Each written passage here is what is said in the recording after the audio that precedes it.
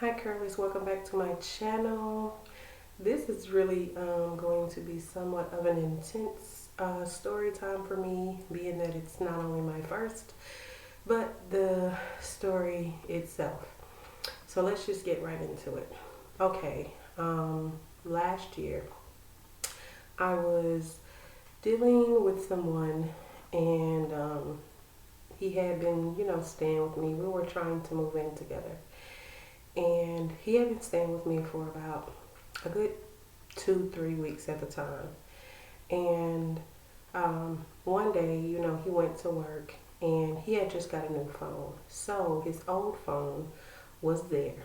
And guys, I made the mistake of going through it. Yes, I did. I admit it. As many of us women do, we are curious when we believe something, or our intuition is telling us something. So I go through, this phone, and what I find is literally devastating, like text messages, the normal phone calls, even conversations from this guy and his friend talking about this so and so girl and why he doesn't live with her, yada yada yada. So fast forward, me and my son, who was 2 at the time, we are going to get him from work because I know it's almost time for him to come from work. So I'm on my way to get him from work. I call my sister because not only is she in the area that I'm heading to, but I'm distraught. I'm just like, okay, I thought, we were, you know, trying to move in together because I hadn't known this guy for years. But we were just, trying to be in a relationship.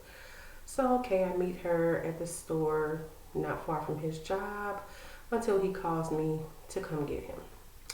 He gets in a car, and I had told myself, guys, that I was, gonna wait until we got back to the house to say something, but you know how we women do. We cannot wait. And well, I'll say I couldn't wait.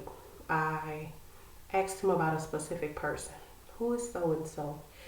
And it just went from there, guys. It was just an argument from the time I picked him up until the time we got to the house. I had already packed his stuff, waiting on him to kind of get it and go all easy. Mind you, he had been staying with me, using my car, da da da, the same old, same old.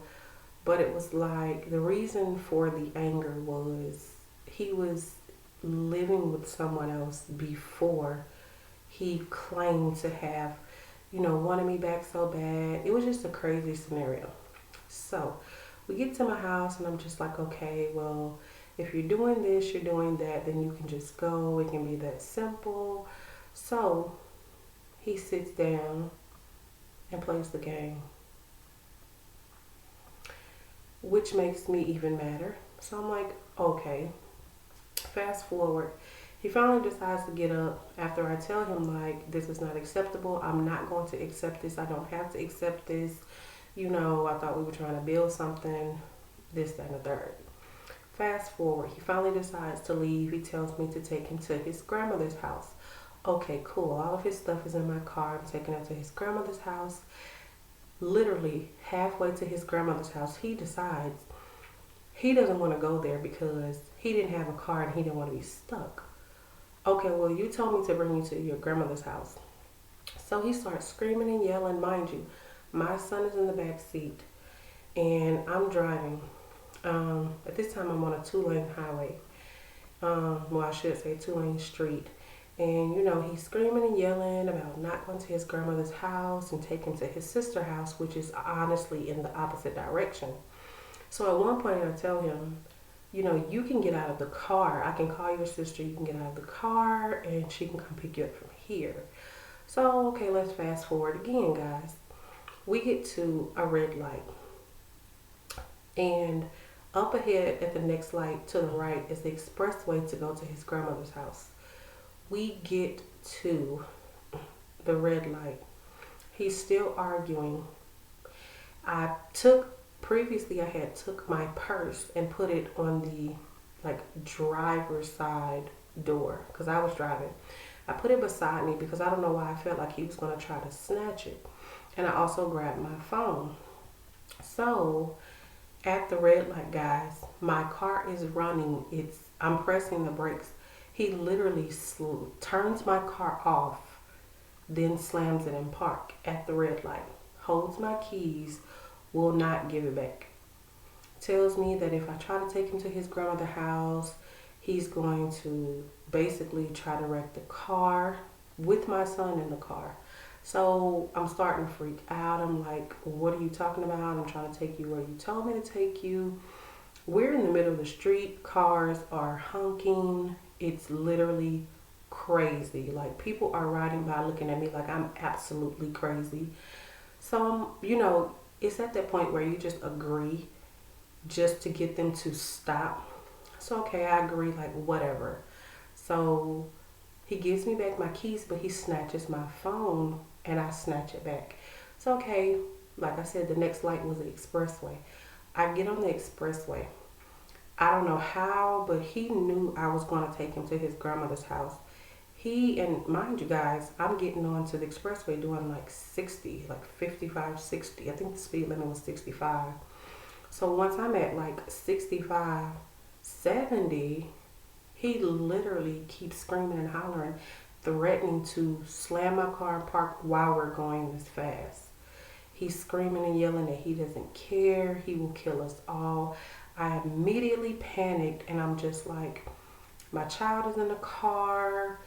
And why would you even say something like that? It was the craziest, like, moment of my life. My child starts to say, stop it, stop it, stop it. He doesn't understand what's going on. And I just go into a frenzy. Guys, like, I'm crying. My child is like, stop it, stop it, stop it. I don't know what to do. So after I snatch my phone back, I'm trying to drive, make sure he's not doing anything with his hands near my shift, call his sister on my phone. And I don't even understand, like, that moment.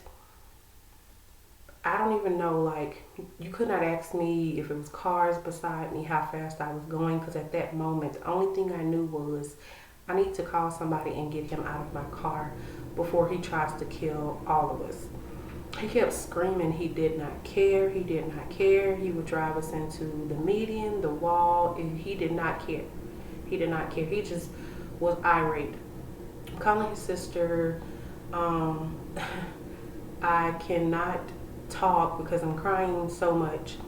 So basically, she tells me, where are you at? I will come meet you guys, calm down. So the first exit, literally, I get off on, I drive into the gas station and I park my car. I take my keys out of my car, put them on the driver's side door. I have my phone. When I tell her where we're at, and he snatches my phone back. My child is like hysterical. I'm hysterical. I can't call anybody. I don't have a phone. And it's so ironic now because at the time there were police, this area that I stopped in. I knew the area, which was crazy, but at that time my mind was going some of everywhere. So I was just like oblivious to the fact that, like, I just didn't even realize, okay, there's a cop passing. You could just flag down a cop, get him locked up.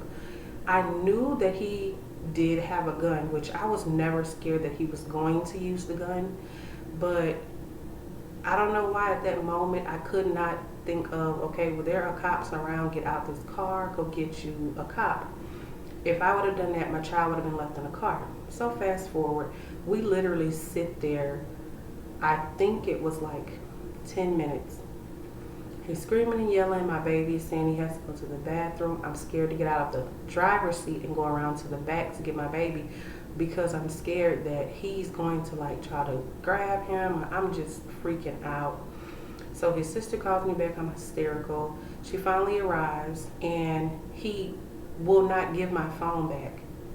And I'm just like, give me my phone back. I'm going to call the police. So it's just a whole situation in front of this gas station. I'm trying to hold my baby. One of the worst situations of my life. So finally he gets his stuff in the car. And I think at that point he was just irate and delusional because I keep telling him to give me my keys. He won't give me my keys. And he finally puts all of his stuff in the car. And finally, he asked me for a hug. What?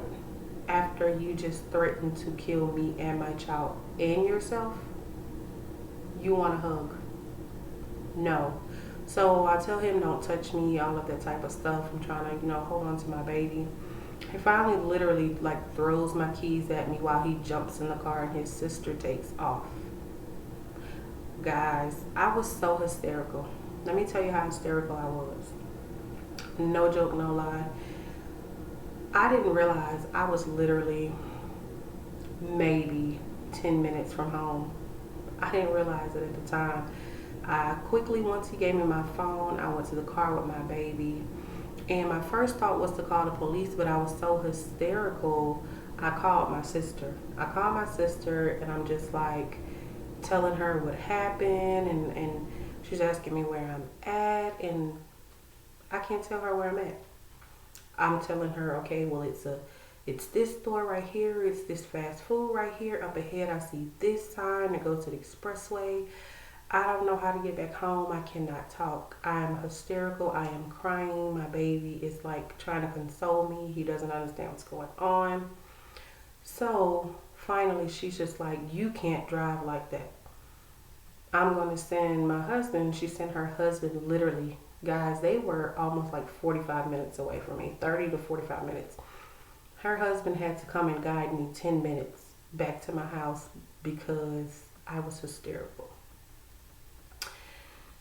Needless to say, I called the police when I got back to the house.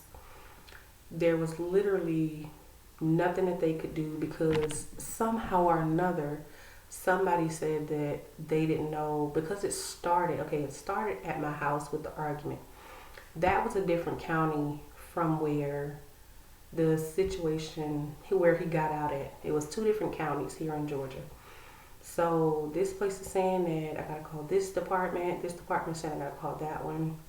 The end result, nothing happened. They told me because I couldn't get the right department that night. This was like 11, 12 o'clock at night when I got back home. So I couldn't get anybody to say what county it was or whose division it was. I waited until the next morning, called, tried to get it resolved. They told me I couldn't. Needless to say, that was over with. That friendship was over with. And he never came back to my house again after that. He was literally on the, run for a minute. But it's just like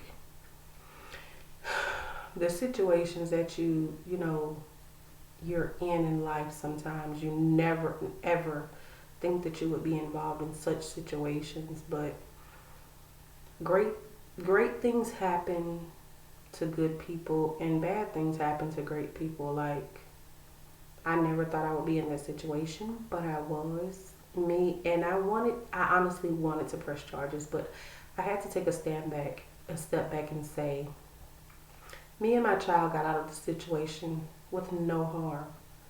No harm, no scratches, no nothing. So at the end of the day, that was what was most important to me.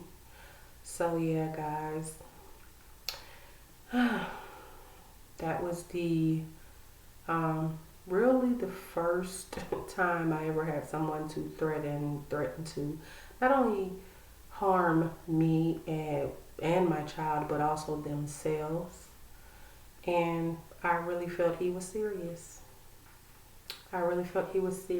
And I pray that this type of situation, never happens to anyone else.